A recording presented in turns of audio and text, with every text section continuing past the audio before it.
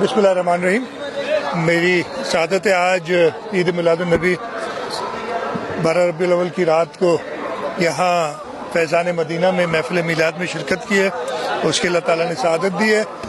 मेरी तरफ से, हुकूमत सिंध की तरफ से सब अहलियान वतन और बल्कि आलम मुस्लिमीन को ईद मिलादुन्नबी की मुबारक। आपने जिक्र किया कल के जुलूस के बारे में।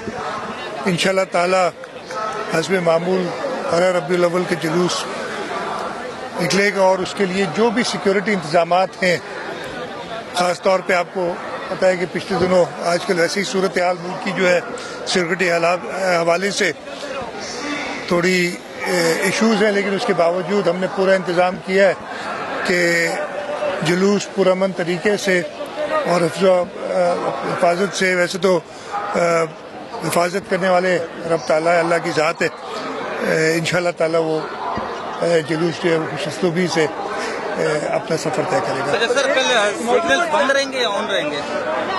देखिए, ये मोस्ट प्रॉब्ली जो एरिया होगा ना उधर बंद रखते हैं, इसलिए कि सिक्योरिटी के हवाले से जो भी ज़रूरत होगी ना, इसलिए हमारी सबसे जो ज़्यादा प्राइम रिस्पॉन्सिबिलिटी वही है कि अमन व अमान बरकरार रखें। तो उस हिसाब से कैसा लगा, कैसा माहौल था? मैं फैज़ान मदीना पहले भी आया हूँ, आज फिर अल्लाह ताला ने सआदत दी, इधर आने का नसीब हुआ है।